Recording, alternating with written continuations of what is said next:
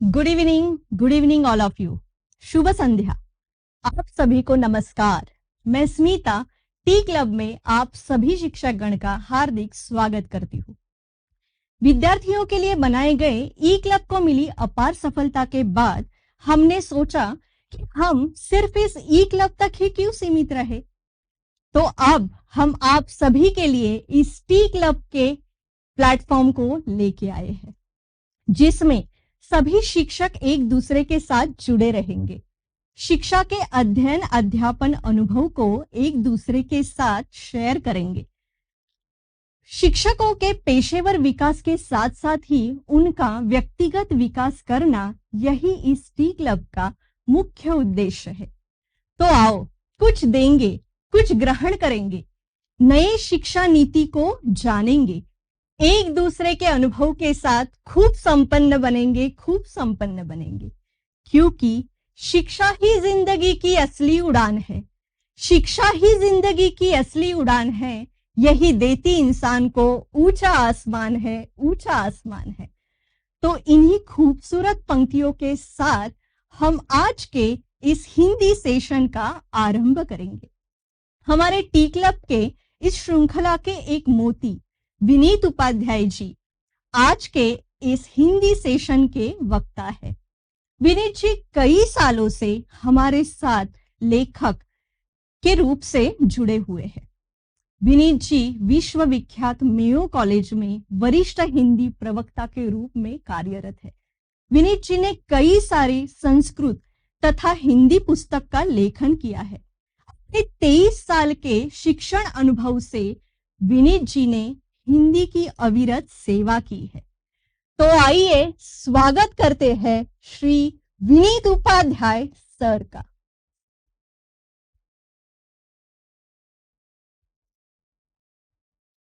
जैसा कि आप सभी जानते हैं, हम सब शिक्षक हैं। हमारा मुख्य काम क्या है? विद्यार्थियों को शिक्षा से जोड़ना। शिक्षा क्या है? शिक्षा का क्या स्वरूप है? जैसे प्रकृति परिवर्तनशील है, प्रकृति अपने आप को बदलती है, परिवर्तित करती है। शिक्षा का स्वरूप भी परिवर्तित होता रहता है। परिवर्तन का मतलब हमेशा इस बात से नहीं निकाला जाना चाहिए कि परिवर्तन हमेशा नकारात्मक रहेगा या उसके कुछ दुष्परिणाम होंगे। परिवर्तन कई बार सकारात्मक परिणाम भी लाता है।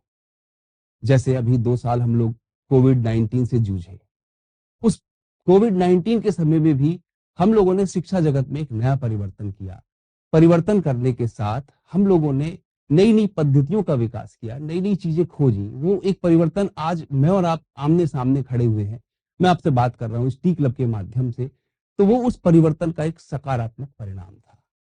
और इसके लिए मैं चेतना एलएलपी का बहुत-बहुत धन्यवाद करना चाहूंगा कि उन्होंने एक नई अपनी श्रृंखला के माध्यम से जो चीज प्रदान करने के बारे में सोचा है, वो भविष्य में ऐसी किसी भी परिस्थिति का सामना करने के लिए हमारे लिए सक्षम बनाती है कि हमारे विद्यार्थी, ईश्वर ना करे कभी ऐसी कोई दोबारा आपदा आए, लेकिन उस आपदा के लिए ही नहीं बनाया गया। ये इसलिए बनाया गया है कि ये एक ऐसा प्लेटफॉर्म बनाया, हमने एक ऐसी श्रृंखला तैयार की है जिससे विद्यार्थी और शिक्षक साथ साथ जुड़े रहेंगे। तो इसी के साथ साथ हम स्टार्ट करते हैं आज का अपना कार्यक्रम, जिसका नाम है मंथन। तो मंथन क्या है? मंथन एक वो प्रोसेस है, एक वो तरीका है जहां हम अपनी बात को दूसरे की बात से समझाने की प्रयास करते हैं। मंथन बहुत पहले हुआ, आपने देखा। हमने मंथन के बारे में कुछ देवताओं और असुर की कहानियां पढ़ी हैं कि उन्होंने समुद्र मंथन किया। समुद्र मंथन के बाद अमृत और अनेक रत्न प्राप्त हुए।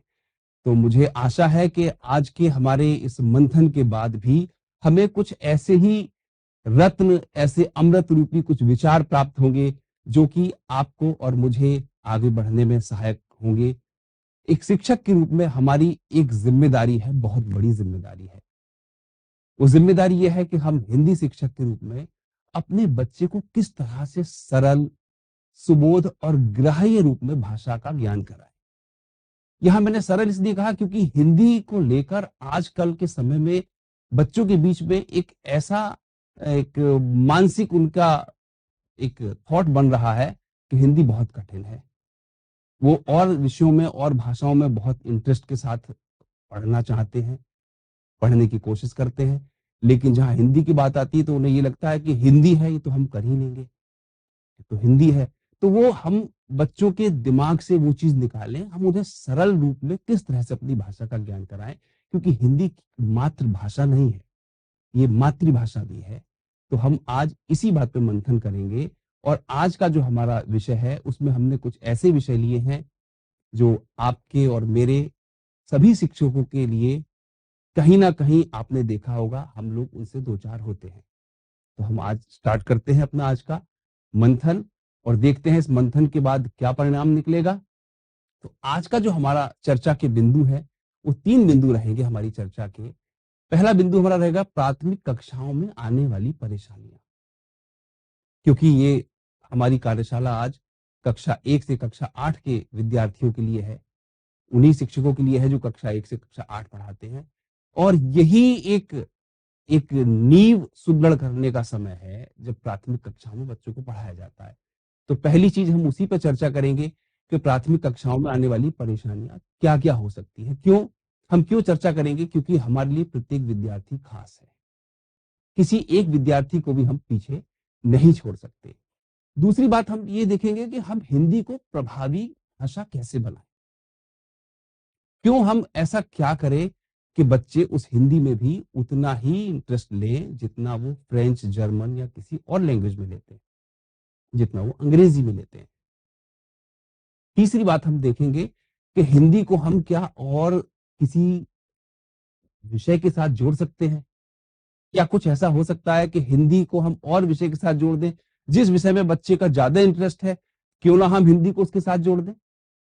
जब बच्चा उस विषय के बारे में बात करेगा तो हमारी हिंदी की भी बात होगी और जब हम हिंदी की बात करेंगे तो उस विषय की बात भी होगी।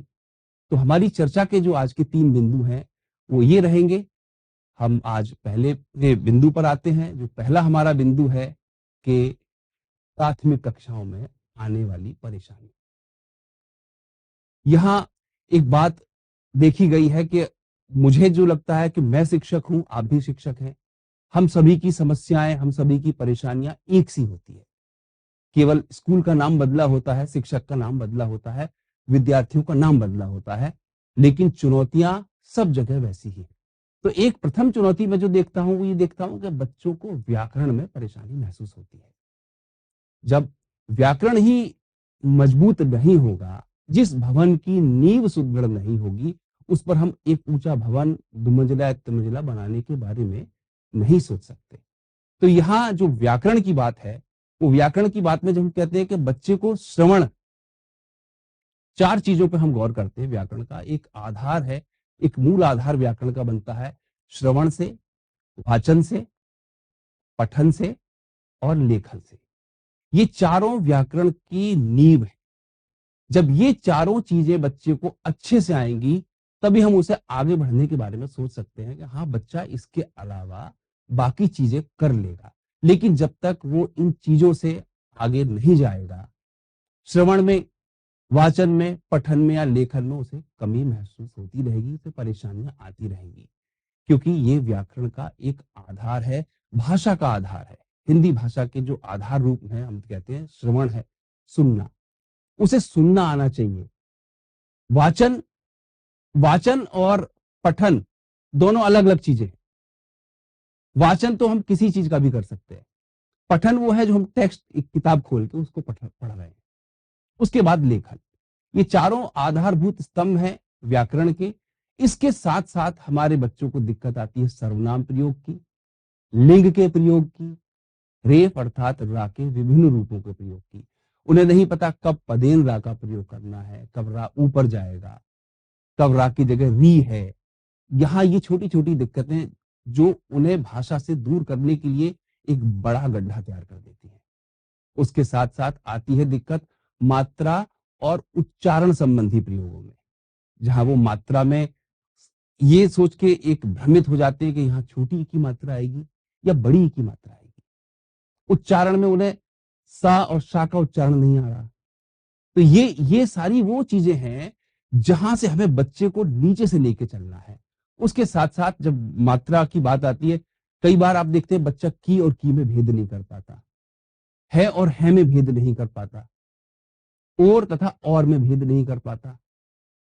ये सारी चीजें हमें बच्चे को व्याकरण के प्रारंभ से लेके चलनी होगी।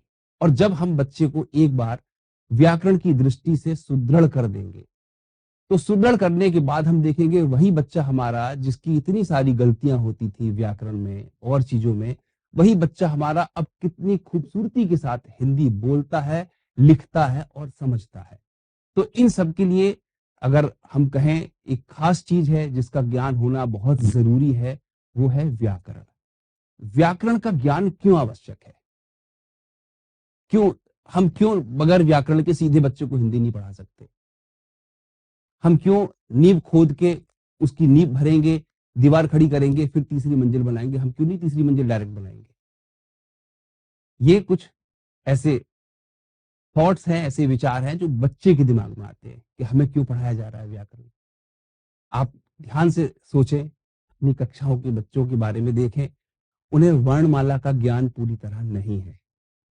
क ख और ग के बाद क्या आएगा वो नहीं जानते, च छ के बाद क्या आएगा उन्हें नहीं पता, वर्णमाला का क्रम क्या रहेगा, किस वर्ण का क्या उच्चारण करना है, स्वर क्या है, व्यंजन क्या है या अयोगवाह क्या है, स्पर्श व्यंजन क्या है या संयुक्त व्यंजन क्या है या द्वित व्यंजन क्या है, ये सारी चीजें बच्चे के लिए जाननी बहुत जरूरी है। और कई बार कैसी दिक्कतें आती हैं, देखिए आप लोग, can we zoom this slide? देखिए यहां बच्चों की बातचीत चल रही है। अब जो भावनाओं पर अगर हम जाएंगे, हम भावनाओं की बात करेंगे तो हमारे समझ में आ रही है क्या बातचीत चल रही है। दो बच्चियां बातचीत कर रही हैं। उसने कहा क्या रही हो खेलने तुम चल। दूसरी बच्ची ने जवाब दे दिया, जैसा उसने प्रश्न पूछा है वैसे ही उसने जवाब दिया, मैंने काम जरूरी है कुछ। दो बच्चों की और बातचीत चल रही है। यहां पर जा रहा किधर तुम किधर जा रहे हो वो ये कहना चाह रहा है, लेकिन उसने कह दिया जा रहा किधर तुम। तो बच्चे की, ये तो बच्चे हैं कुछ भी बोल सकते हैं। उसने दूसरे ने कहा हूं घर जा रहा मैं। अगली स्लाइड में हम देखें, अब यहां बड़ी अच्छी सी एक दुग्ध डेयरी है, दूध भी मिल रहा है, शुद्ध दूध मिल रहा है। आजकल के जमाने में वैसे बहुत मुश्किल है शुद्ध मिलना, लेकिन मिल रहा है। अब वहां लिखा है यहां शुद्ध भैंस का ताजा दूध मिलता है। अब यहां इस वाक्य में दो प्रकार की गलतियां हैं। एक तो अशुद्धि है शब्दों की, मात्राओं की, दूसरी है वाक्य विन्यास की। क्योंकि शुद्ध भैंस नहीं होगी, भैंस का शुद्ध और ताजा दूध तो हो सकता है। तीसरी हम स्लाइड पर अगर हम बात करें तो तीसरी स्लाइड का हम देखते हैं, आप जहां कहीं बस में जाते होंगे तो ये चीज आप बस में भी देखते होंगे। ऐसा नहीं है कि आप ये चीज नहीं देखते होंगे, कई बार हम लोग कहीं सार्वजनिक स्थानों पर देखते हैं, ये सारी चीजें हमें लिखी हुई नजर आती हैं। यहां भी वर्तनी की अशुद्धियां हैं, शब्दों की अशुद्धियां हैं। तो यहां हमें ये चीजें ध्यान में रखनी है कि हम ये किस तरह से, हम ये क्यों कर रहे हैं। Can we zoom out now? तो यहां हमें ये ध्यान में रखना है कि हम जब व्याकरण पढ़ा रहे हैं हम क्यों पढ़ा रहे हैं। अब हम जूम आउट कर सकते हैं ये स्क्रीन को। हाँ, तो यहां हमने जब ये देखा व्याकरण का ज्ञान क्यों आवश्यक है, क्यों हम बगैर व्याकरण के नहीं चल सकते आगे, क्योंकि बच्चे को उस भाषा से जोड़ना है। किसी भी भाषा से बच्चे को जोड़ने के लिए व्याकरण का ज्ञान बहुत आवश्यक है, और वही उसकी नींव तैयार करता है, वही उसे भाषा में कौशल और पारंगत बनाता है। उसके बाद हम बात करते हैं कि अभी हमने चार चीजें देखी थी, आपने अगर ध्यान दिया हो। हमने कहा था वाचन, श्रवण, पठन, लेखन। ये हमने बताया आपको भाषा के ये चार स्तंभ हैं। इन चारों स्तंभों के बगैर व्याकरण और भाषा समझ में नहीं है। लिसनिंग अर्थात सुनना, स्पीकिंग अर्थात बोलना, रीडिंग अर्थात पढ़ना, और राइटिंग अर्थात लिखना। अब यहां सुनने की बात क्या है कि सुनने के लिए हमें पहले ये देखना है कि जो बात हमें समझाई जा रही है, जो सुनाई जा रही है, क्या हम उसे सुनने में सक्षम है। Can we zoom this slide? यहां हमने देखा कि लिसनिंग की जब बात हम करते हैं तो उसमें हमें बच्चे के अंदर वो एक क्षमता उत्पन्न करनी है कि जो बात हमने कही गई, जो बात हमसे कही जा रही है, जो हमें सुनाया जा रहा है, क्या हम उसे समझ पा रहे हैं। उसके बाद जब हम स्पीकिंग की बात करेंगे, अर्थात बोलने की बात करेंगे, तो बोलेंगे हम तब जब हमने कही हुई बात को अच्छे से सुना है और समझा है। तो यहां बच्चे की वो योग्यता आपको डेवलप करनी है जहां बच्चा उस चीज को अच्छे से स्पीक कर पाए, अर्थात बोल पाए। उसके बाद आते हैं हम रीडिंग पर। तो रीडिंग में आपको बच्चे के अंदर वो योग्यता लानी है कि जो लिखा हुआ उसे एक कंटेंट मिला है, लिखा हुआ उसे जो कुछ भी मिला है, क्या वो उन शब्दों के अर्थ को समझ पा रहा है? क्योंकि जब तक वो लिखे हुए को समझ ही नहीं पाएगा, तो वो ना तो उसमें अपने भाव संप्रेषण कर सकता है, ना अपनी भावनाओं को व्यक्त कर सकता है, ना वो उसमें अपनी कोई बात आगे रख सकता है। और लास्ट में हम आते हैं राइटिंग पर। तो राइटिंग का क्या है कि जो आपके थॉट्स हैं आपके दिमाग में, क्या आपका बच्चा उन थॉट्स को प्रकट करने में सक्षम है? Please zoom out. यहां हम एक बात देखें, आप अपनी कक्षा के विद्यार्थियों को कोई एक टॉपिक दे दीजिए। आपने कोई एक टॉपिक दिया, आपने एक विषय दिया, बहुत तीव्र बुद्धि वाले बच्चे हैं, वो उस विषय को लिख देते हैं। वो आपने जो चाहते हैं आपने वो लिख दिया। लेकिन बहुत से ऐसे बच्चे होते हैं जो उस टॉपिक को लिख नहीं पाते। उसका कारण ये नहीं है कि उन्हें वो लिखना नहीं आता। बच्चे बहुत ही विचारशील हैं, उनके पास हमसे ज्यादा विचार हैं। उनके पास वो विचार हैं जिससे वो बता सकते हैं उन्हें क्या कहना है। लेकिन उनके पास शब्द नहीं होते कि वो उन विचारों को कैसे व्यक्त करें। वो शब्द खोजते रहते हैं कि मुझे मालूम है, उनके दिमाग में चलता है कि हाँ, ये चीज मुझे पूछी गई है, तो इसका ये उत्तर हो सकता है, इसका ये उत्तर हो सकता है, मैं इसके जवाब में ये दे सकता हूँ। लेकिन उसके दो कारण रहते हैं, उन्हें व्यक्त करना नहीं आता कि कौन से शब्दों को, कौन से विचारों को हम कैसे व्यक्त करें। एक और आपने बात देखी होगी, खास बात देखी होगी, कुछ समय पहले तक के बच्चों में आपने ये बात देखी होगी कि जब उनके सामने कोई प्रसंग हम पढ़ाते थे, कोई मार्मिक प्रसंग आता था, कोई हास्य प्रसंग आता था, तो वो अपनी भावनाओं को उसी प्रकार व्यक्त करते थे। एक अध्यापक मेरे थे, वो मुझे उत्तम उत्तर रामचरितम पढ़ाते थे और उनकी कक्षा में बहुत से बच्चे रोने लगते थे, स्वयं अध्यापक भी रोने लगते थे। तो वो भाव, अब आज के समय में हमारे सामने ये दिक्कत है कि बच्चे को हम वो भाव नहीं स्थानांतरित कर पा रहे हैं, उसके अंदर वो भाव जागरूक नहीं कर पा रहे हैं। अगर उसने कोई मार्मिक प्रसंग पढ़ा है, तो क्यों उसका कंठ अवरुद्ध नहीं हो रहा?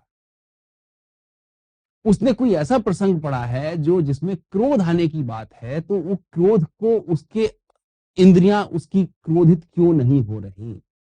हंसी के प्रसंग में उसका पूरा रोम रोम क्यों नहीं हंस पा रहा? यहां ये भावनाओं में व्यक्त करने की बात है। यहां ये भी जिम्मेदारी आपकी और हमारी है कि बच्चे को भावनाओं को व्यक्त करना, उन्हें प्रकट करना भी सिखाना है।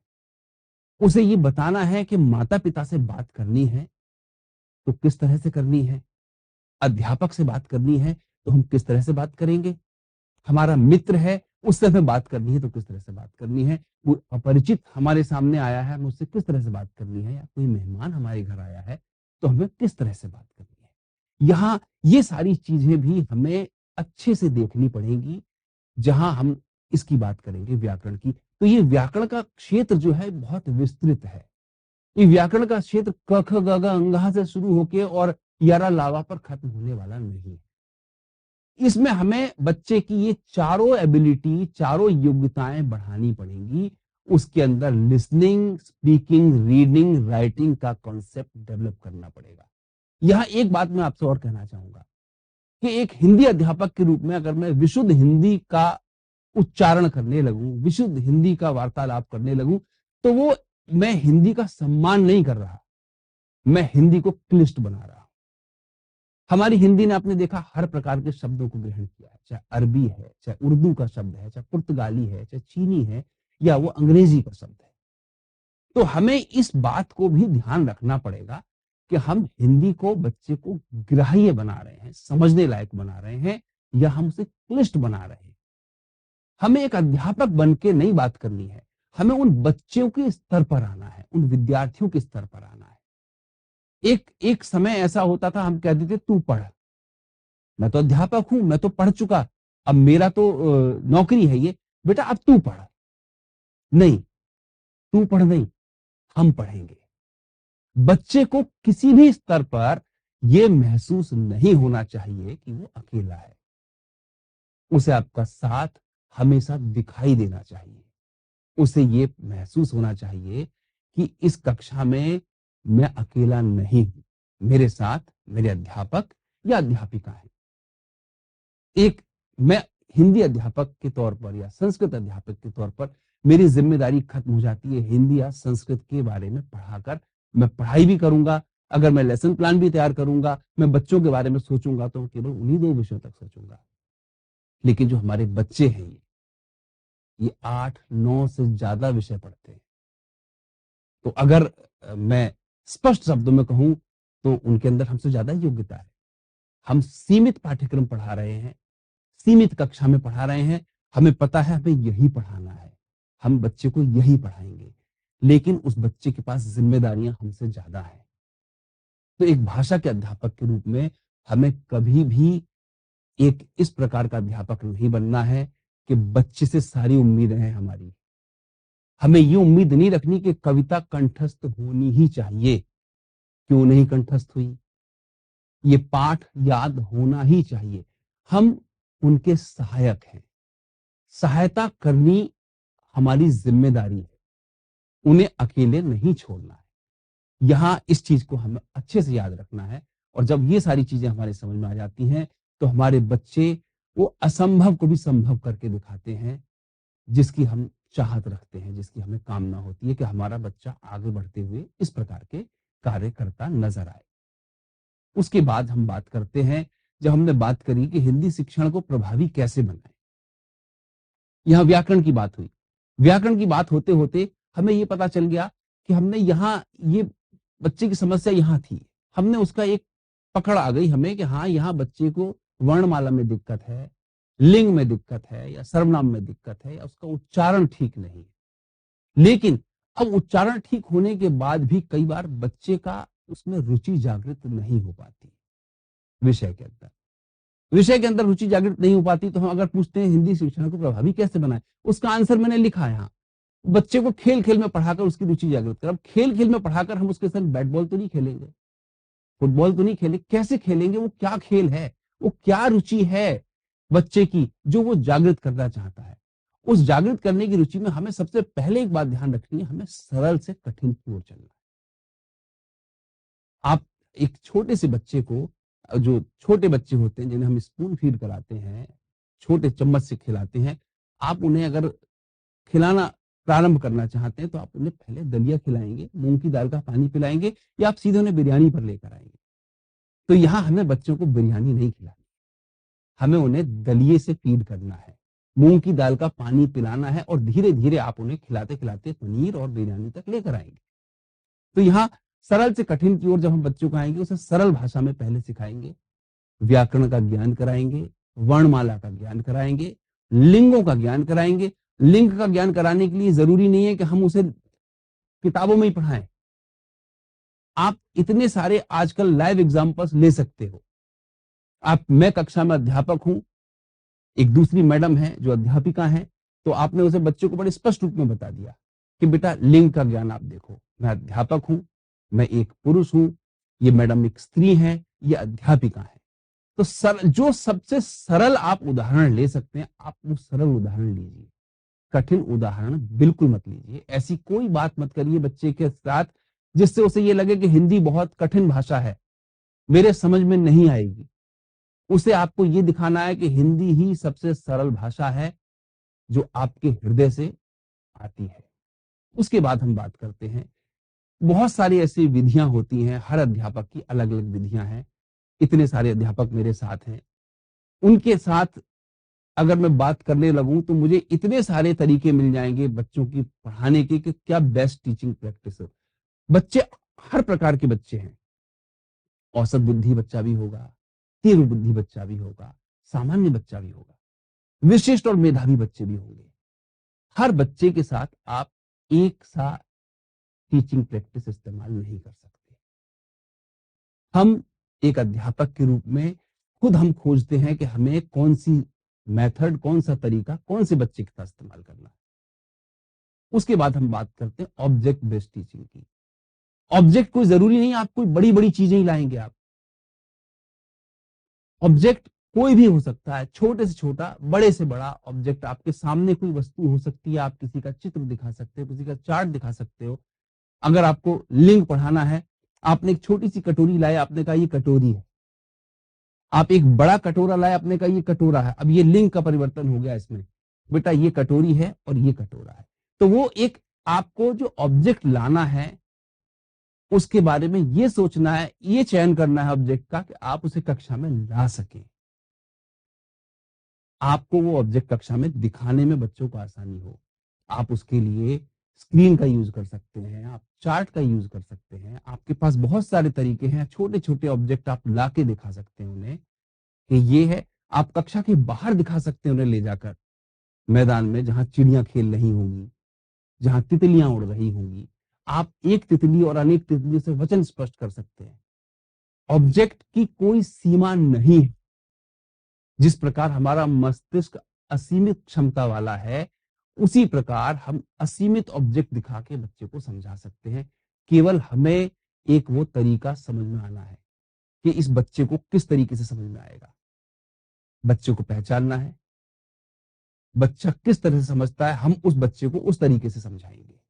उसके बाद हम बात करते हैं फ्लिप्ड क्लासरूम की, और इसके बारे में मैं बहुत डिटेल से चर्चा आगे भी करूंगा। इसमें ये एक ऐसा तरीका है जिसकी हमने सबसे ज्यादा बहुत अच्छे तरीके से, जिसका हमने प्रयोग अभी पिछले कोविड के दौरान किया, और इसको देके अनेक नए नए तरीके और खोजे जा रहे हैं, नए नए इसमें परिवर्तन किए जा रहे हैं कि उस बच्चे को हम फ्लिप्ड क्लासरूम में कैसे लेकर आएंगे।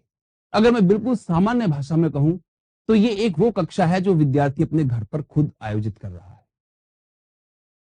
उसके बाद हम बात करते हैं शिक्षण टूल्स की। इतने सारे टूल्स हमने कोविड के दौरान यूज किए जब हम ऑनलाइन टीचिंग कर रहे थे।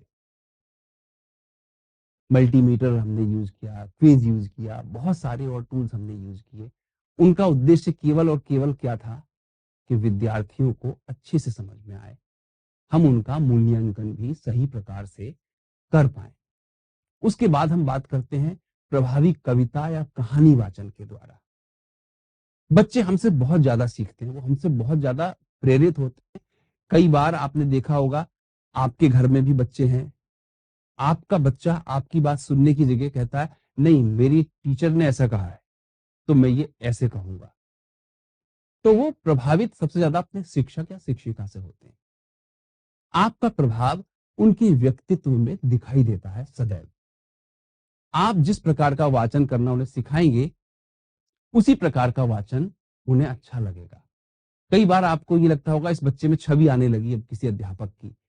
वो इतना ज्यादा प्रभावित हो जाता है, इतना ज्यादा प्रेरित हो जाता है बच्चा अपने अध्यापक से कि उसी की छवि अध्यापक की उस बच्चे में आ जाती है। उसके साथ साथ आप बच्चे का ध्यान किस तरह से रुचि जागृत कर सकते हैं, एक बहुत सटीक उदाहरण आपके लिए लेकर आया हूं मैं। प्रश्नोत्तरी और जो दूसरी गतिविधियां हैं, हम प्रश्नोत्तरी यानी कि क्विज और गतिविधियों को इतना ज्यादा आकर्षक बनाएं कि बच्चा उस चीज को पूरी तरह से समझ जाए, उसे दोबारा सोचना ना पड़े। और इसका भी सीक्वेंस वही रहेगा, इसका भी क्रम वही रहेगा, सरल से कठिन की ओर। जो भी प्रश्न हम पूछेंगे, सरल प्रश्न से धीरे धीरे धीरे धीरे आगे कठिन की ओर बढ़ेंगे और उस प्रश्न को हम पूछेंगे। किस प्रकार हमें ये प्रश्नोत्तरी और गतिविधियां बनानी चाहिए, उसका एक छोटा सा उदाहरण मैं आपको देता हूं। यहां हमने एक क्विज बनाई है, तो इसका हमने रखा है नाम आओ खेलें और सीखें। एक प्रश्न मंजरी, एक क्विज है जिसमें भाषा, व्याकरण और शब्द से संबंधित प्रश्न है, और उसे टाइम बाउंड बनाइए। आप बच्चे के लिए एक समय सीमा निर्धारित कीजिए। उस समय सीमा में बच्चे के अंदर एक और जागरूकता बढ़ती है, अलर्टनेस आती है, त्वरित रूप से उत्तर देने का प्रयास करता है। जहां हमने एक ऐसा प्रश्न उसे दे दिया जिसके लिए असीमित समय है सोचने के लिए, बच्चे के अंदर उसका कोई प्रभाव नहीं आएगा। जहां आपने उसे समयबद्ध कर दिया, नियोजित कर दिया, आपको इतने समय में ही इसका जवाब देना है, तो बच्चा उसको बहुत अच्छे से सीखेगा और उसकी सारी क्षमता उसी ओर जाएगी उसका उत्तर देने में। जैसे किस प्रकार हम इसे कर सकते हैं, देखिए यहां हमने एक पहला प्रश्न लिया, हिंदी भाषा की लिपि है। यहां लिपि के साथ आप जब उसे ऑप्शन देंगे बच्चे के लिए, आपने उसे 4 ऑप्शन दे दिए। 4 ऑप्शन के साथ ही वो घड़ी चल जाएगी एक। जिससे बच्चे को मालूम है कि भई अब मेरे साढ़े 7 सेकंड्स हो चुके, अब मेरे और ज़्यादा सेकंड्स हो चुके और अब मेरे पूरा टाइम अप हो गया। आप इसे बहुत अच्छे से अपनी कक्षा में आयोजित कर सकते हैं क्विज़ के रूप में। और अगर बच्चा सही उत्तर दे रहा है, तो बहुत अच्छी बात है, उसने सही उत्तर दिया। अगर वो सही उत्तर नहीं दे पा रहा है, तो सही उत्तर देने की ज़िम्मेदारी आपकी है। आप बताएँ कि बेटा ये देवनागरी लिपि है। इसी प्रकार के अन्य उदाहरण हम दे सकते हैं इसमें। Can we zoom this slide? देखिए, यहाँ हमने कहा अयोगवाह वर्ण कौन-सा है? अब बच्चे को हमने फिर वही 4 ऑप्शन दिए।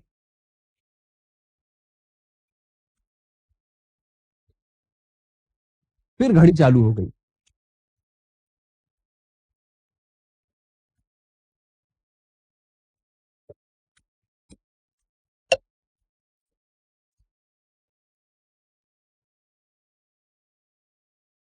सही उत्तर के लिए हम बच्चे को बता सकते हैं कि यहाँ ये सही उत्तर है। इसी प्रकार की छोटी-छोटी क्विज़ आप देकर बच्चे को उसका इंटरेस्ट इसमें पैदा कर सकते हैं, उसका इसमें आप रुचि, उसका रुझान कर सकते हैं। अच्छा, ये गतिविधियाँ इसलिए हैं क्योंकि इस गतिविधि को करने में बच्चे को आनंद आएगा। वो रुचि के साथ करेगा क्योंकि उसे ये किसी भी प्रकार से बोझिल नहीं लगेगी। उसे ये नहीं लगेगा ये मेरे ऊपर थोप दी गई है। वो हर बच्चा ये प्रयास करेगा कि पहले मैं इसका उत्तर दे दूं, पहले मैं इसका उत्तर दे दूं।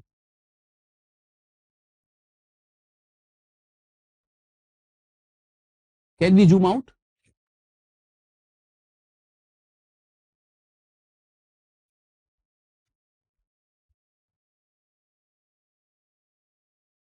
देखिए, निम्नलिखित में से शुद्ध शब्द चाहिए। हम सरल से चले थे। हमने वर्ण से बात करी थी, वर्ण से बात करते-करते हम अयोगवाह पर आए। अयोगवाह से बात करने के बाद हम अब शुद्ध शब्दों पर आ गए। यहाँ बच्चे के लिए एक टाइम भी है। आपने उसे एक एक टाइम निश्चित कर दिया। आपने उसे सही उत्तर भी बता दिया। इसके अतिरिक्त कोई और, अब ये तो वर्णमाला हो गई या शब्दों का हो गया। किसी और टॉपिक को हम कैसे मनोरंजक बनाएँगे? टॉपिक तो व्याकरण में बहुत सारे हैं, विषय तो बहुत सारे हैं। देखिए, यहां आपके पास एक चित्र आया। अब आपने उस चित्र को देख के बच्चे से कहा कि बच्चे यहां पर एक चित्र है। इस चित्र के बारे में आपको क्या महसूस होता है? क्या नज़र आता है? बहुत सारे बच्चे अलग-अलग तरह के इसमें आपको उत्तर देंगे। कोई बच्चा कहेगा यहाँ कोई पानी पीने का प्रयास कर रहा है। कोई बच्चा कहेगा कि ये पानी इसके हाथ में से गिर रहा है, पानी भरकर ले जा रहा है। जब बहुत सारे उत्तर आएँगे, अगर आपको आपका अपेक्षित उत्तर नहीं मिल रहा है, तो आप बताएँगे बेटा इसे कहते हैं चुल्लू भर पानी। क्योंकि ये हाथ में इस तरह अंजलि में जो पानी लिया जाता है, इसे चुल्लू भर पानी कहते हैं। और इससे संबंधित एक मुहावरा भी है। मुहावरा क्या है? चुल्लू भर पानी में डूब मरना, अर्थात अत्यंत लज्जाजनक स्थिति में होना। तो मुहावरे को आप कितने सरल रूप से उस बच्चे के पास प्रस्तुत करेंगे, वो भविष्य में उस मुहावरे को नहीं भूल पाएगा। आप किसी भी तरह, अगर आपने यहाँ एक चित्र दे दिया और बच्चे से कहा कल्पना कीजिए क्या हो रहा है। आप पहला मुहावरा बता चुके हैं बच्चे के लिए। बच्चे ने कहा यहाँ मगर है और एक आदमी है जो उससे डर नहीं रहा है। आप उसका उसे अर्थ भी बताएंगे कि जल में रहकर मगर से बैर, किसी के आश्रय में रहकर उससे शत्रुता मोल लेना। बहुत सारे उदाहरण इस तरह के आ सकते हैं आपके दिमाग में, जिन्हें आप बच्चों के सामने प्रस्तुत कर सकते हैं। यहाँ दूध और पानी का गिलास रखा हुआ है। आप बच्चे से पूछ सकते हैं, आप अपना तरीका बदल सकते हैं। अब आपने बच्चे से पूछा कि यहाँ दूध और पानी एक साथ रखे हुए हैं, क्या कोई ऐसा मुहावरा है जो इस दृश्य को, इस चित्र को सही रूप से परिभाषित कर सके? बच्चे बहुत समझदार हैं, उनके पास बहुत ज्ञान और बहुत सामर्थ्य है। जरूरत है वो हथौड़ा सही स्थान पर मारने की, जिसे हम एक कहानी में पढ़ते थे कि वो, आपको जरूरत है उस बच्चे की प्रतिभा को पहचान कर सही जगह पर उसका उपयोग कराने के लिए उसे समर्थ बनाना। बहुत सारे बच्चे ऐसे आएंगे जो आपके सामने इस चीज को बिल्कुल सही से बताएंगे। बहुत सारे बच्चे ऐसे आएंगे जिन्हें थोड़ा समय लगेगा, उस समय लगता है, लेकिन उस समय के लिए हमें चिंतित नहीं होना है। बच्चे ने बताया दूध का दूध, पानी का पानी, आपने उसका अर्थ भी बताया कि सच और झूठ का ठीक फैसला कर पाना। यहाँ एक एक और चित्र आया हमारे सामने जिसमें पानी में बहुत सारे बुलबुले हैं। आप बच्चे को बताएंगे देखो यहाँ पानी में बहुत सारे बुलबुले हैं, क्या कभी कुछ ऐसा आपने पढ़ा कि पानी के बुलबुले का कोई उदाहरण है मुहावरे का? आप यकीन मानिए जब आप बच्चों के साथ इस तरह की एक्टिविटी करेंगे तो में से एक बच्चा जरूर बताएगा आपके लिए कि पानी का बुलबुला सर एक उदाहरण है या मैडम एक उदाहरण है। आप उसका अर्थ बताएंगे नश्वर या नाशवान होना। यहाँ एक शेर है जो पानी पी रहा है। बच्चा आपको ये यहां तक बता देगा पानी पी रहा है। आप कहेंगे पानी पीने के साथ साथ और कोई विशेषता आपको नजर आ रही है इस चित्र में? क्या नजर आ रही है? वो शेर कहाँ खड़ा है? कोई बच्चा कहेगा वो किनारे पर खड़ा है। अब किनारा आपको मिल गया, एक शब्द आपको पता चल गया किनारा है। आप बच्चे को बताएंगे किनारे को तट भी कहते हैं। नदी का तट हो सकता है, सागर का तट हो सकता है। फिर आप उस बच्चे को तट से घाट पर लेकर आएंगे कि तट पर कुछ कुछ ऐसे स्थान भी होते हैं जिन्हें घाट कहा जाता है। अगर हम किसी तीर्थ स्थल पर जाते हैं जहां हम स्नान आचमन आदि करते हैं तो आप उसे घाट बताएंगे और घाट के बाद आप उस बच्चे को इस उदाहरण पर लेकर आएंगे कि घाट घाट का पानी पीना ये भी एक मुहावरा है। इसका मतलब है तरह तरह के अनुभव प्राप्त करना या जगह जगह के अनुभव प्राप्त करना। इसके बाद एक और तरीका आपके पास है जो बच्चे की रुचि जागृत कर सकता है। आपने कुछ नहीं बताया बच्चे को, आपने एक केवल दृश्य दिखाया, एक चित्र दिखाया। आपने बच्चे से पूछा बेटा इस चित्र में क्या हो रहा है? सारे बच्चे आपको बताएंगे इस चित्र में एक व्यक्ति उल्लू बना रहा है। यही वो शब्द है जो मुहावरा है, उल्लू बनाना।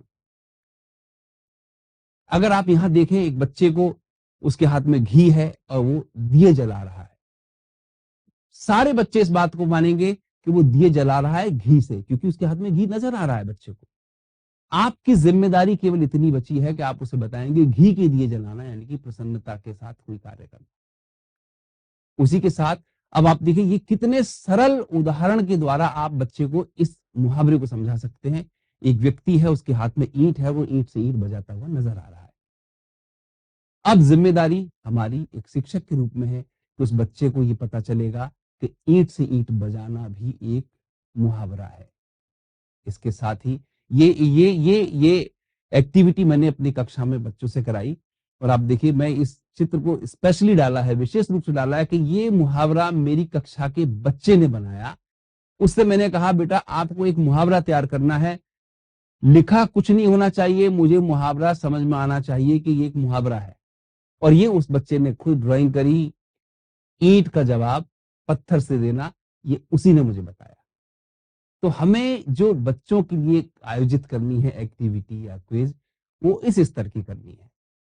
जैसे यहाँ अब आप अंत में मैंने एक लोकोक्ति का भी आपके लिए प्रदर्शन रखा कि जब हम मुहावरे की बात करेंगे प्राथमिक कक्षाओं में तो हम उसे एक लोकोक्ति का पूर्व ज्ञान पहले से देंगे कि जिस प्रकार से मुहावरे होते हैं उसी प्रकार से लोकोक्ति होती है।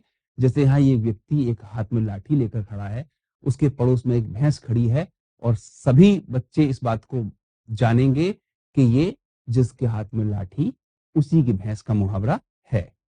तो इस प्रकार की जो हमने बात करी, ये प्रभावी बनाने के वो तरीके हैं जिनके लिए हमें कोई विशेष यत्न नहीं करना है, कोई विशेष प्रावधान नहीं करना है, कोई विशेष मांग नहीं करनी है अपने विद्यालय प्रबंधन से, क्योंकि ये वो चीजें हैं जो हम अपने आप से कर सकते हैं।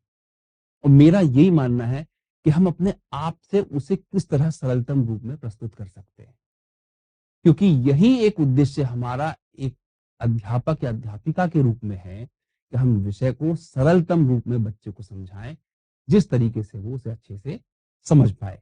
अब देखिए हम इसमें आगे बढ़ते हैं। आगे जब हम बढ़ते हैं तो ये दूसरी एक चीज है, शिक्षा की जब हम बात करते हैं तो शिक्षा में दो मुख्य चीजें हमें नजर आती हैं, एक शिक्षक और एक पुस्तक। क्योंकि शिक्षक की अनुपस्थिति में पुस्तक ही शिक्षक का कार्य करती है। तो एक प्रभावपूर्ण पठन सामग्री भी होना बहुत आवश्यक है बच्चे के पास। वो पठन सामग्री कैसे होगी? पठन सामग्री के लिए आपके लिए सबसे पहले एक आकर्षक पुस्तक की आवश्यकता है। वो आकर्षक पुस्तक की आवश्यकता क्यों है? पहले जमाने में एक किताब चलती थी, हम कहते थे काली किताब। उसे सारे काले अक्षर होते थे, एक सी स्याही में लिखी हुई आती थी, वो काले अक्षरों की किताब कहा जाता था। अब समय बदल गया है, अब जमाना बदल गया है। अब बच्चे को चाहिए उस पुस्तक से कोई आकर्षण। उसे पुस्तक में ये भी चीज चाहिए कि हाँ, ये पुस्तक मुझे क्यों चाहिए। तो हमें वो पुस्तक आकर्षक बनानी है। आकर्षक का केवल यहाँ पे अर्थ ये नहीं है कि उसे रंगीन चित्रों से भर दूं मैं। आकर्षक में बहुत सारी चीजें और आ जाती हैं। आकर्षक पुस्तक में उत्तम और उच्च कोटि की साहित्यिक रचनाएं भी शामिल होती है। एक अध्यापक के रूप में मैंने बहुत सारी पुस्तकें देखी हैं, जो अनेक लोगों ने पुस्तकें लिखी हैं, बहुत सारी पुस्तकें चल रही हैं, मैंने भी पढ़ाई है अपनी कक्षाओं में। लेकिन जब मैं एक अध्यापक के रूप में सोचता हूं, तो कई बार ऐसे पाठ भी मेरे सामने आते हैं जिन्हें देख के मुझे ये लगता है कि मैं ये पाठ क्यों पढ़ा रहा हूं बच्चों के लिए। इस पाठ में तो मेरा इंटरेस्ट नहीं है, ये पाठ मैंने क्यों पढ़ाया। सीबीएसई ने अभी हाल ही में कुछ महीने पहले हर किताब में से 5-5 6-6 पाठों को हटाया, जो उन्हें प्रासंगिक नहीं लगे। तो हमें यहां ये देखना है उस पुस्तक में ऐसा क्या है जिससे बच्चा आकर्षित हो। क्या वो पुस्तक ऐसा तो नहीं है जो बच्चे के लिए एक बोझ बन जाए। बोझ नहीं बनना चाहिए। उसके बाद हमने देखा पुस्तक में पर्याप्त अभ्यास कार्य भी हो। बच्चों के पास आजकल इतने विषय हैं, इतने और भी कार्य हैं, शिक्षणेतर गतिविधियां भी हैं, बहुत से बच्चे खेल में भी हैं। हम उन्हें पूरे दिन पढ़ने के लिए प्रेरित नहीं कर सकते। एक समय था जब वो कहते थे कि खेलोगे कूदोगे होगे खराब। अब बच्चे खेल में भी नाम बना रहे हैं अपना। खेल के साथ साथ पढ़ाई में भी बहुत अच्छे निकल रहे हैं। अब वो खेल के साथ साथ पढ़ाई के लिए उन्हें अवसर भी मिले, उसके लिए वो पुस्तक ऐसी हो कि उसमें पर्याप्त अभ्यास कार्य हो, जिसके लिए बच्चे को कहीं इधर उधर ना भटकना पड़े। उसने पुस्तक पढ़ी, पाठ पढ़ा, उससे संबंधित अपना अभ्यास कार्य पूर्ण किया और उस पाठ का उसे संपूर्ण ज्ञान हो गया। उस पाठ को अच्छे से उसने समझ लिया। उसके साथ साथ वो पुस्तक ऐसी भी हो जो व्याकरण का ज्ञान कराने में सक्षम हो। हम व्याकरण अलग से पढ़ाएंगे और हम एक पुस्तक भी अलग से पढ़ाएंगे। दोनों चीजों को हम साथ साथ करेंगे और फिर बच्चे पे बोझ धीरे धीरे बढ़ता जाएगा। तो हमारी जो पुस्तक है, जो हमारी मेन कोर्स बुक है, जो हमारी पुस्तिका है, वो इस तरह की हो कि पुस्तिका के साथ साथ व्याकरण का अभ्यास भी होता रहे। वो व्याकरण का ज्ञान जो बच्चा ले चुका है प्राथमिक कक्षाओं में, उन चीजों की, उन उन विषयों की पुनरावृत्ति बच्चा साथ के साथ करता रहे। उस पाठ में व्याकरण से संबंधित जो कुछ भी शब्दावली प्रयोग हुई है, जो भी उसमें शब्द आए हैं, बच्चे को उनका ज्ञान उस पाठ के साथ साथ हो जाए, ऐसी पुस्तक होनी चाहिए। उसके साथ हम बात करते हैं कि बच्चे को ये सब क्यों चाहिए। देखिए, बच्चे को ये सब कुछ इसलिए चाहिए क्योंकि आजकल हर बच्चा स्पेशल है, हर बच्चा विशेष है। विशेष क्यों है? क्योंकि हर बच्चे के पास वो क्षमता है जिसके साथ वह कुछ भी कर सकता है। लेकिन वो कुछ भी करने के लिए हमें उसे बच्चे को आगे पढ़ाना तो जरूरी है। तो जो हम पुस्तक की बात करते हैं, जिस पुस्तक की हमने बात करी, वो पुस्तक कैसी होनी चाहिए? एक स्पेशल होनी चाहिए। स्पेशल में हमने क्या कहा? स्पेशल का मतलब क्या है कि यहाँ SPECIAL, ये अलग अलग क्षेत्र हैं, ये अलग अलग चीजें हैं जिनके बारे में हमारे बच्चे को ज्ञान होना चाहिए। जैसे हमने कहा कि सोशल स्किल्स डेवलपमेंट होना चाहिए, उसके सामाजिक कौशल का विकास होना चाहिए, फिजिकल एंड मोटर डेवलपमेंट होना चाहिए, उसका शारीरिक और मोटर विकास। उसके अंदर एक्सपीरियंशियल लर्निंग की बात आनी चाहिए, उसे अपने अनुभव से सीखना चाहिए, उसकी रचनात्मकता का विकास हो, उसकी कॉग्निटिव डेवलपमेंट उसका हो, संज्ञानात्मक विकास हो, बच्चा समझ पाए जो विषय है उसे, क्या वो उसी प्रकार समझ पा रहा है जो समझाने की कोशिश की जा रही है, या उसके अलावा वो कुछ और सोच रहा है।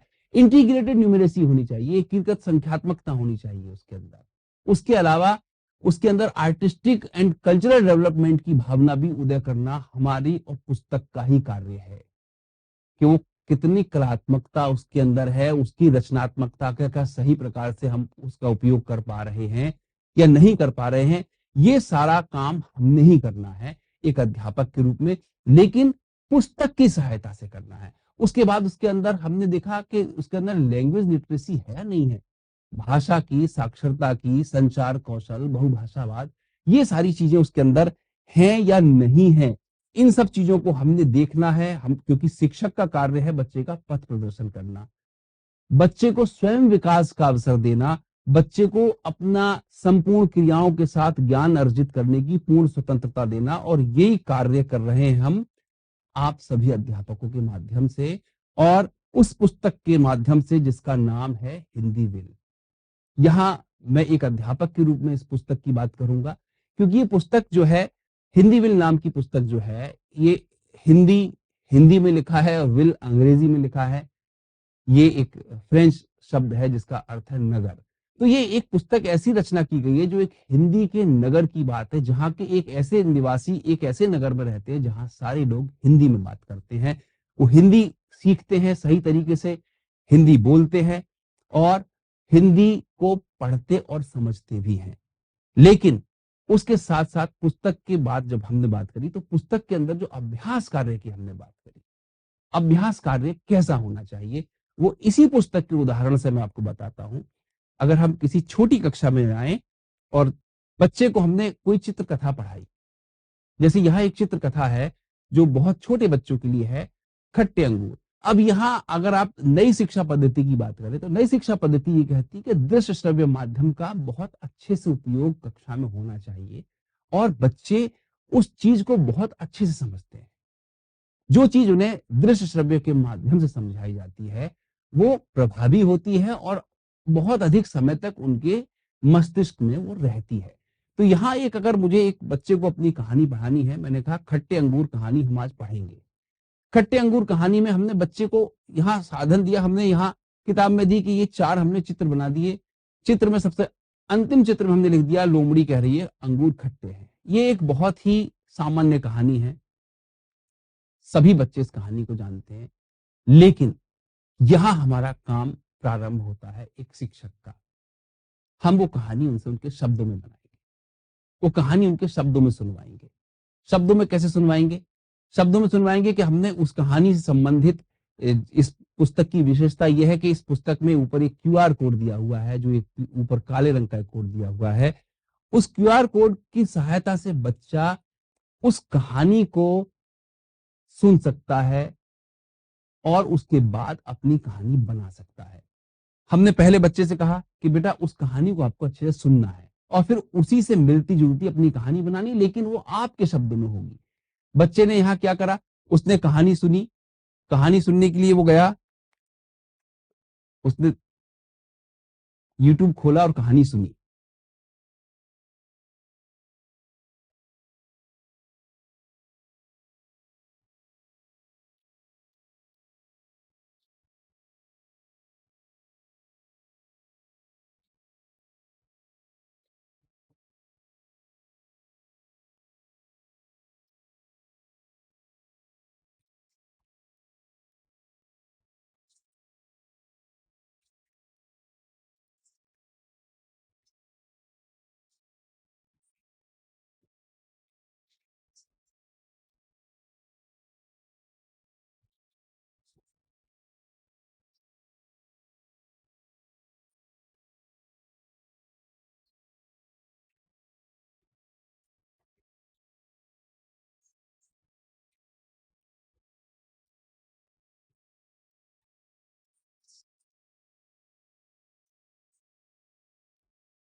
तो ये कहानी बच्चों ने पढ़ी, उन्होंने सुनी और उसके बाद उस कहानी को उन्होंने अपने शब्दों में व्यक्त किया।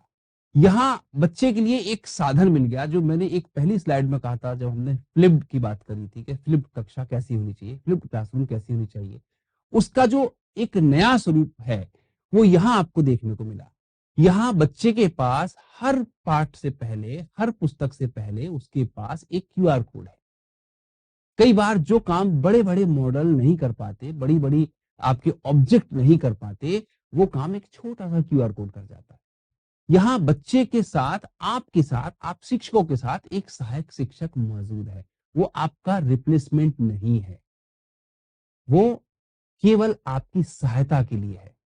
विद्यार्थी ने क्यूआर कोड से उस कहानी को सुना, सुनने के बाद उसे वो कहानी उसके मस्तिष्क में रही, उसने उस कहानी पर अपना मंथन किया और अगले दिन कक्षा में आया, अगले दिन कक्षा में आपने वही पाठ उसे पढ़ाया।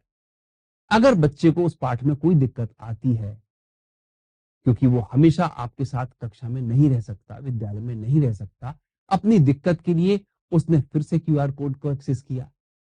उस क्यूआर कोड को एक्सेस करने के लिए उसे जो अभ्यास कार्य है उनकी भी मदद मिलती है। जो अभ्यास पुस्तक में दिए जाते हैं उनके ऊपर भी क्यूआर कोड है। वो क्यूआर कोड की मदद से उस अभ्यास को भी देख सकता है, समझ सकता है, उस लेसन को दोबारा सुन सकता है, 2 बार, 3 बार, 4 बार और उसे और अधिक प्रभावी कर सकता है। यहाँ अगर आप देखें, can we zoom this slide? यहाँ आप देखें कि यहाँ जो पर्याप्त अभ्यास कार्य की हम बात कर रहे थे कि व्याकरण का अभ्यास कार्य होना चाहिए। ये पाठ है कोई और, लेकिन उस पाठ से संबंधित प्रश्नों के नीचे अगर आप देखें ध्यान से तो उसमें व्याकरण के प्रश्न हैं। उसमें समानार्थी शब्दों की बात हुई है, उसमें और दूसरे संज्ञा शब्दों की बात हुई है, सर्वनाम शब्दों की बात हुई है।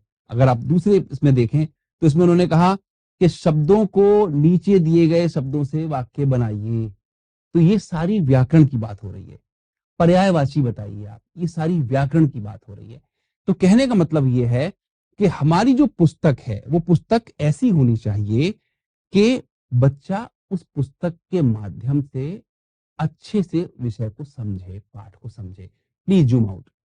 और उसके बाद हम अपने आगे की कक्षा की तैयारी करें बच्चे के साथ। तीसरी बात जो हमारी थी वो है कि हिंदी विषय को अन्य विषयों के साथ कैसे जोड़ें। क्या ये भी तरीका हो सकता है बच्चों की रुचि जागृत करने का? आप सभी शिक्षक हैं, अगर हम किसी एक विषय को दूसरे विषय के साथ जोड़ें, जैसे कि आजकल एनईपी कहती है, न्यू एजुकेशन पॉलिसी कहती है कि आज की जो शिक्षा है वो है इंटीग्रेटेड। हिंदी को आपको मैथ के साथ भी जोड़ना है, हिंदी को आपको साइंस के साथ भी जोड़ना है, हिंदी को आपको दूसरे विषयों के साथ भी जोड़ना है। क्यों क्यों जोड़ना है? क्योंकि बच्चा उसी टॉपिक को, उसी विषय को जब अन्य विषयों के माध्यम से पढ़ेगा तो उसका ज्ञान अधिक सुदृढ़ होगा। अगर आप ध्यान से इस बात को सोचें कि हमने ये क्यों करना है और इसे हम कैसे कर पाएंगे, इसके लिए हमारा लेसन प्लान कैसा हो, एक छोटे से उदाहरण के माध्यम से मैं आपको बताऊंगा कि जैसे यहां हमने एक विषय लिया, पानी। पानी विषय पर बहुत सारी चीजें हिंदी में लिखी गई हैं, बहुत सारी कविताएं हैं, बहुत सारी कहानियां हैं, बहुत सारे निबंध हैं। जैसे हमने कहा पानी की कहानी, पानी की कविता, झरना इत्यादि। तो यहाँ हमने जो अपना लेसन प्लान बनाना है वो उस तरीके से बनाना है कि हमने पानी से संबंधित सारी चीजें आ जाए। जैसे हमने भी आपने देखा मुहावरे ज्यादातर सारे पानी पर आधारित थे। इस तरह के मुहावरे हो, उसमें पर्यायवाची हो, पानी से संबंधित पर्यायवाची हो। पानी के जब पर्यायवाची की बात होगी तो सागर के पर्यायवाची की बात भी होगी, बादल के पर्यायवाची की बात भी होगी। हमने कहा जल, इसमें दी जोड़ दो, दा जोड़ दो तो जलद बन जाएगा जो बादल का पर्यायवाची है, धी जोड़ दो तो जलधि बन जाएगा जो सागर का पर्यायवाची है। तो हमने एक साथ 3 पर्यायवाची स्पष्ट कर दिए बच्चे को। पाठ के प्रारंभ में लर्निंग आउटकम्स हो, पाठ कैसे प्रारंभ करेंगे, पाठ का सार किस तरह होगा, फिर पाठ पढ़ेंगे क्यूआर कोड को एक्सेस करके, उसे सुनेंगे, शब्दार्थ और अभ्यास कार्य के लिए उसकी एक्सरसाइजेस देखेंगे, पाठ से संबंधित गतिविधियां जैसे हमने अभी आयोजित की वो गतिविधियां होंगी, और उसके साथ इंटीग्रेटेड टीचिंग और रिसर्च भी होगी। कैसे होगी इंटीग्रेटेड टीचिंग और रिसर्च? अगर पानी का पाठ है तो पानी के पाठ को हम हिंदी में तो जोड़ ही सकते हैं। हिंदी में हमने कहा समानार्थी शब्द हो गए, अनेकार्थी शब्द हो गए, मुहावरे हो गए, अनुच्छेद लेखन पानी पर हो सकता है, पत्र लेखन हो सकता है, विज्ञापन लेखन हो सकता है, दोहे, सूचना, संवाद सब हो सकते हैं। हिस्ट्री में जोड़ सकते हैं हम historical importance of water, Sindhu घाटी सभ्यता से जोड़ सकते हैं। साइंस में कंपोजिशन कर सकते हैं, water cycle, pollution, conservation. Geography में वाटर को रिसोर्स एंड डिजास्टर के रूप में जोड़ सकते हैं। फिजिकल एजुकेशन में जोड़ सकते हैं, तैराकी आदि से। आर्ट डिपार्टमेंट में पोस्टर मेकिंग से जोड़ सकते हैं, परफॉर्मिंग आर्ट, डांस, सब में जोड़ सकते हैं।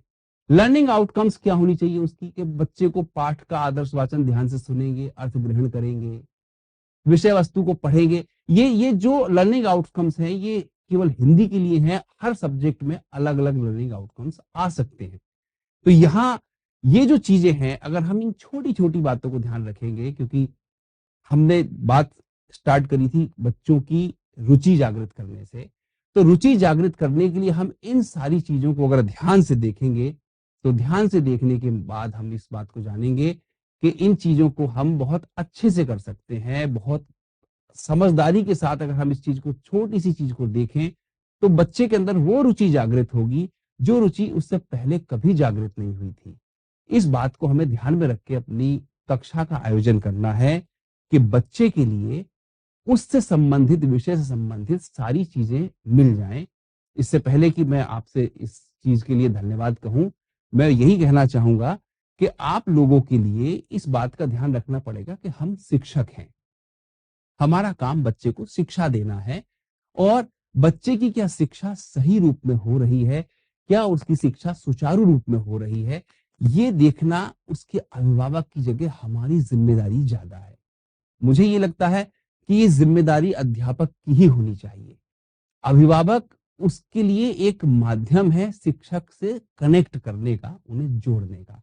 और मुझे आशा है कि शायद मैं इस मंथन में सफल हुआ हूं कि हमने जो मंथन आज स्टार्ट किया था, आज जो प्रारंभ किया था, शायद मैं उसमें सफल हुआ हूं। धन्यवाद। धन्यवाद, धन्यवाद विनीत जी। बहुत ही बढ़िया सेशन रहा सर आज का। बहुत ही उम्दा प्रतिसाद मिला है हमें सभी शिक्षकगण से। सर, सभी शिक्षकों से बहुत सारे सवाल पूछे गए हैं, बट उनमें से एक सवाल लगातार पूछा जा रहा है कि कैसे हिंदी विषय को अन्य विषयों के साथ सरलता से जोड़ा जाए। जी, यहाँ मैंने अभी एक छोटा सा उदाहरण दिया था इंटीग्रेटेड टीचिंग का, जो पानी से दिया था। अब मैं उस उदाहरण को थोड़ा बदलता हूँ, क्योंकि ये बात कई बार समझ में ऐसी आती है। कई बार एक अध्यापक के रूप में मैं भी ये सोच सकता हूँ कि चलो पानी तो एक ऐसा विषय हो गया जो केमिस्ट्री में भी है, फिजिक्स में भी है, हर चीज में है, वो आसानी से जुड़ जाएगा। लेकिन बाकी विषयों को कैसे जोड़े? अब देखिए, मैं आपको याद दिलाऊं कि एक चंदा मामा दूर के एक कविता है। यह एक कविता वो भी है जिसमें चांद शिकायत करता है अपनी माँ से कि मेरे कपड़े मुझको फिट नहीं आते और मुझे एक ऐसा झोला आप दो जो मेरी पूरी सर्दी कट जाए।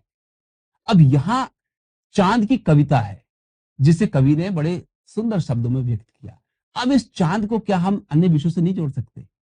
हम इसे साइंस से भी जोड़ सकते हैं, हम इसे भूगोल से भी जोड़ सकते हैं, हम इसे अन्य भाषाओं के साथ भी जोड़ सकते हैं कि चांद के बारे में हम बात करेंगे। और सिर्फ चांद ही क्यों, हमारी हिंदी की पुस्तक में ऐसे अनेक पाठ होते हैं जो पर्यावरण से संबंधित है, जो विज्ञान और वैज्ञानिकों से संबंधित हैं, जो पाठ पेड़ पौधे पशुओं से संबंधित हैं, जो अनेक ऐसे ऐतिहासिक स्थलों से संबंधित हैं जहां हम यात्रा करने जाते हैं। कन्याकुमारी, ऐसे पाठ भी हमारे पुस्तकों में होते हैं। बहुत सारे निबंध हमारी पुस्तकों में होते हैं। ओलंपिक खेल, ये एक पाठ हमारी पुस्तक में है, कक्षा 6 की पुस्तक में है।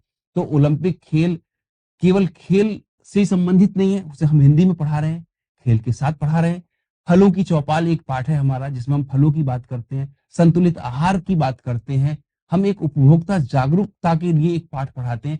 तो इन पाठों को दूसरे पाठों के साथ जोड़ना बहुत ही आसान और बहुत इंटरेस्टिंग है, मैं आपको बताऊं। और बच्चे इस चीज में बहुत ज्यादा एंजॉय करते हैं। धन्यवाद विनीत जी, धन्यवाद। धन्यवाद सभी शिक्षकगण। तो आज के इस सेशन को मैं यहीं पे समाप्त करती हूँ, आपकी आज्ञा चाहती हूँ। ऐसे ही हमारे साथ इस टी क्लब के माध्यम से आगे के सभी सेशन से जुड़े रहना। धन्यवाद।